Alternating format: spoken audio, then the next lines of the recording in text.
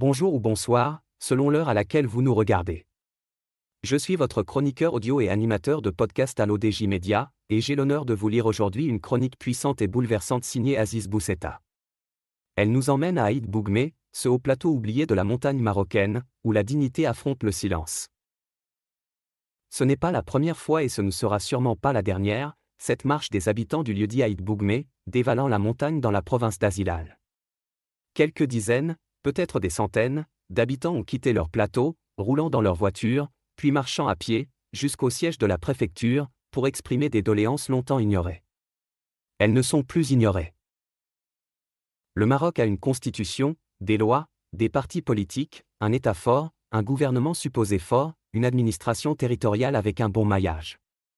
Mais des gens dans la montagne n'ont ni route, ni médecin, ni téléphone, ni connexion Internet, ni terrain de sport de proximité. En fait, ils n'ont pas grand-chose, pour ne pas dire rien. Ils ont donc présenté leurs revendications, par la voix de leur édile. Rien, ou presque. Que voulez-vous alors qu'ils fissent? Ils se sont regroupés, ont pris quelques provisions, puis ont entrepris d'aller eux-mêmes face à la préfecture, idéalement face au gouverneur aussi, pour lui exprimer de vive voix leurs revendications et leurs irritations. Et que pensez-vous qu'il arriva? L'approche sécuritaire d'abord, avec le convoi de véhicules bloqués, mais face à la détermination des marcheurs, l'autorité a laissé faire, la rencontre des délégués des marcheurs avec le gouverneur eut lieu, et les problèmes sont en voie de résolution. L'auteur affirme que la volonté citoyenne a ouvert le dialogue direct avec les autorités. On peut alors s'interroger sur ce qu'il se produit dans ce pays. Nous avons ce qu'il faut en matière d'institutions en tout genre, alors pourquoi les choses se passent ainsi?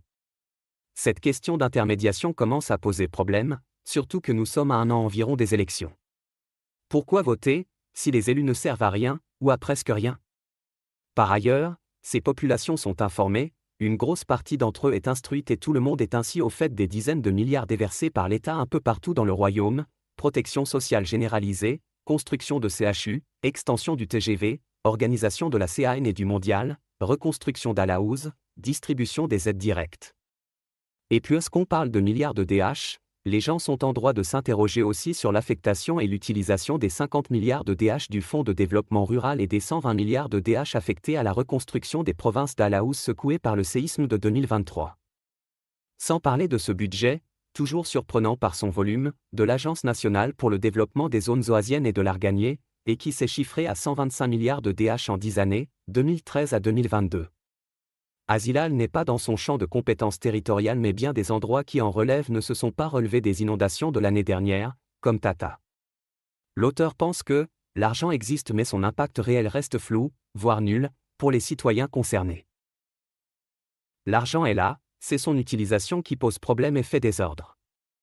Aussi, face au manque de communication avec les populations montagneuses et suite aux promesses non tenues, les habitants d'Aït Bougmé, suivant l'exemple d'autres régions avant, ont décidé de contourner les corps intermédiaires et de s'adresser directement à l'autorité, l'interpellant avec tact et courtoisie, mais l'interpellant quand même. Le Maroc est en train de vivre un tournant, à bas bruit. Les populations de ce Maroc qu'on oublie refusent la résignation qui fut la leur des siècles durant. Si les élus ne font pas leur travail, alors nous allons directement à l'échelon supérieur, pensent désormais les populations. Or cet échelon devrait être en principe représenté par les élus régionaux qui, eux, brillent par leur absence, et face à ce silence qui confine à l'indifférence et souligne la mauvaise gouvernance, c'est le gouverneur qui se trouve impliqué. Et puisque la manœuvre semble avoir fonctionné à Aït Bougmé, où les populations ont montré un haut degré de civisme et de réalisme, rien n'empêchera d'autres populations en manque d'infrastructures, de médecins, d'écoles, de routes, ou de tout autre service social ou infrastructure de base, d'emboîter le pas à leurs compatriotes de la province d'Azilal. Ces derniers, impatients et intraitables, ont choisi d'aller dans une marche de la dignité dénoncer l'indignité des responsables, ils ont donc dévalé leur montagne dans une longue procession, comme une larme coulant sur la joue d'un citoyen suffocant de haut gras. L'auteur écrit que ce n'est plus seulement une réclamation sociale, mais une affirmation citoyenne poignante. Et désormais, qui pourra empêcher ce genre de manifestation? Qui serait en droit d'interdire à des gens de revendiquer des droits à eux conférés par la Constitution et des conditions de vie garanties par la loi et la foi? Comment devraient réagir des citoyens du Maroc inutile, ignorés par des élus encore plus inutiles? Jusqu'à quand les partis politiques désigneront-ils des candidats inaptes et insanes? Combien de temps devront-ils encore et encore écouter supporter les satisfecit permanents du gouvernement et de son chef qui leur montrent qu'ils sont les grands oubliés de la marche d'un Maroc qui se développe au centre? Que se passera-t-il quand les urbains rejoigneront et se joindront aux ruraux dans ce type de protestation, puisque ça marche? Les autorités, le ministère de l'Intérieur pour être plus précis, devra raisonnablement agir. Nous sommes au Maroc et au Maroc, ce ministère entretient les meilleures relations du monde avec les partis, il devra les sensibiliser quant à la qualité des candidats car si on prend les mêmes et on recommence, les problèmes comme à Aïd Bougmé se répéteront et se multiplieront et, au final, c'est le ministère de l'Intérieur qui devra gérer la grogne populaire montante. Hier, en septembre 2023, la montagne a tremblé de colère, aujourd'hui, la montagne a pleuré d'impatience. Demain, si rien n'est fait, elle explosera de rage. Merci de nous avoir suivis jusqu'à la fin de cette chronique d'Aziz Bousseta, que j'ai eu l'honneur de vous lire dans le respect total de son intégrité. Cette marche silencieuse de la montagne marocaine mérite toute notre attention. Et comme toujours, je vous donne rendez-vous pour une prochaine chronique, ici même sur l'ODJ Média.